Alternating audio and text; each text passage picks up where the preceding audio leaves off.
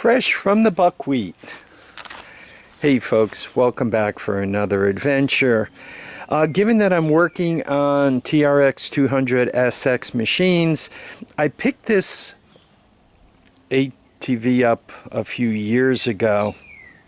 I've had it over 2 years, maybe 3. Anyway, I picked it up in upstate New York. I traded a couple of Yamahas for it. Wasn't the best deal I've ever made. I didn't think it was in this bad a shape when I agreed to the deal.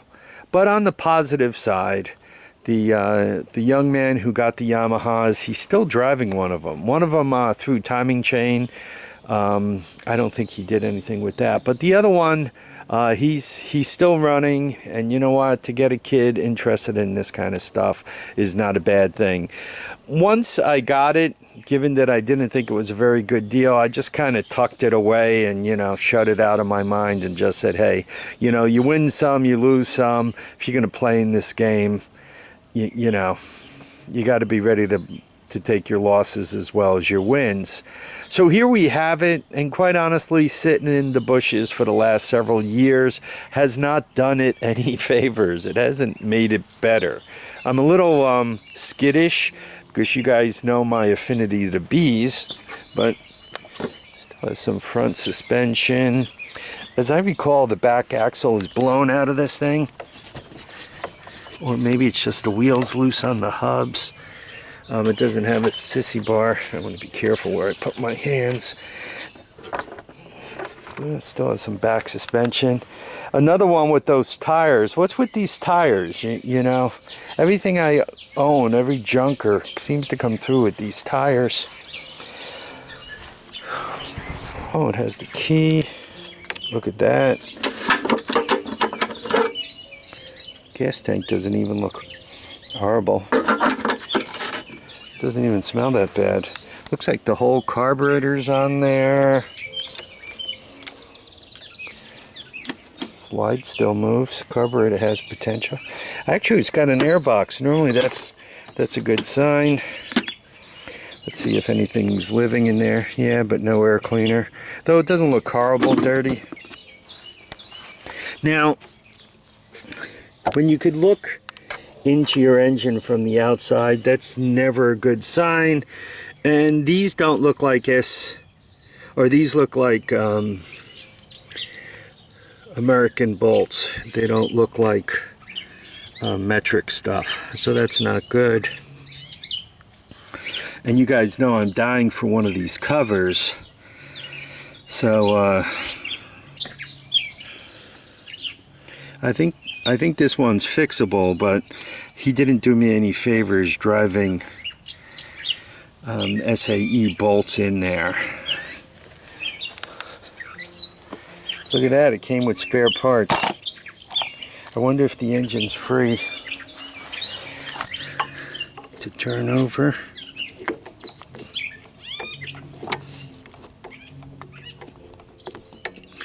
Looks like it still goes round.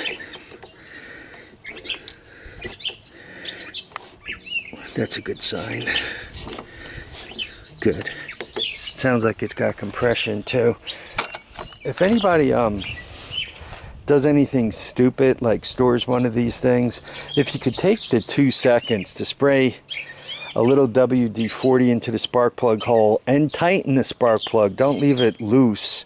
Right, tighten the spark plug. I mean, don't go crazy and, you know, jump on it and see how tight you can make it. But if you tighten the spark plug, put a little WD-40 in there, you have a much better potential of it staying alive. I hope at least one of these front tires is alive, if not both. There's a lot of parts here I need. I need the front tires for the one in the garage.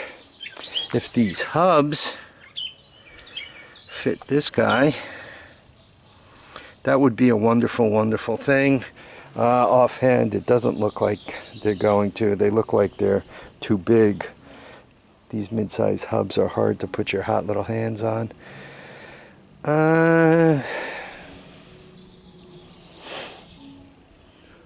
By the way, for anybody who's curious, these fenders, which really don't look crazy horrible, are part of a barrel.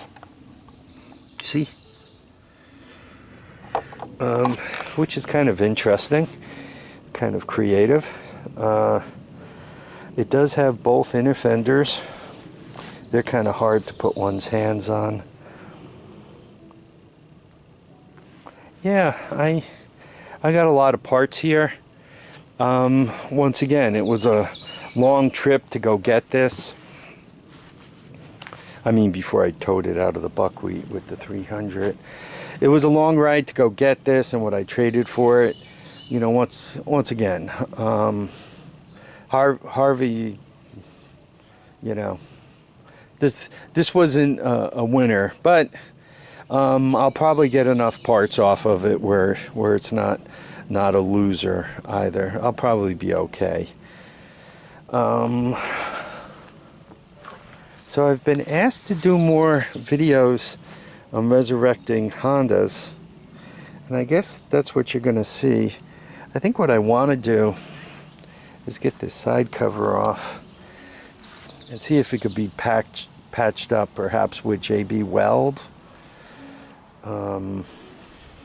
I was thinking, and maybe you guys have done some of this and you're really good at it, or not, but or maybe you have some ideas. What I was thinking of doing is actually bolting this cover down to a piece of flat plate and bolting it down well.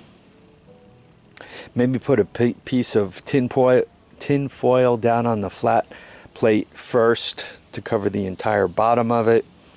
Then kind of overbuild the area with JB Weld, you know, clean the case up really well, inside and out, and kind of overbuild it with JB Weld. I then clamp it to that plate. JB Weld doesn't shrink, at least I don't think it shrinks, and it should come right off that plate, even if it comes up with the tin foil. Hopefully I could get the tin foil off the JB Weld and everything else, and I'll have a nice flat surface. And then with the JB Weld there, you know, by using a Dremel tool, other than the sealing surface, I could get the rest of it out of the way. You know, once again, leave as much of it behind as possible to create as strong a repair as possible. So anyway, that's what I was thinking of doing.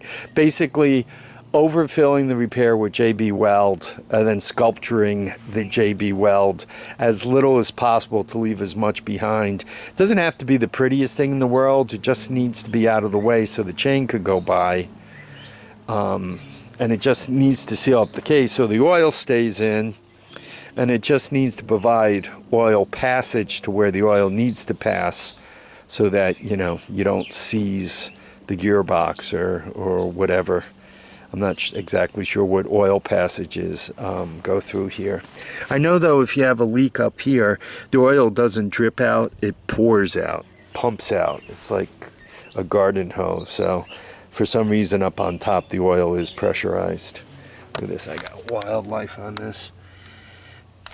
All right, anyway, so you guys say I should do more with Hondas and less with the China stuff, so here I am. I want to thank you all for dropping by to watch and comment and subscribe. Please remember to keep your feet down, your heads up, and get out and enjoy each and every day. Bye now.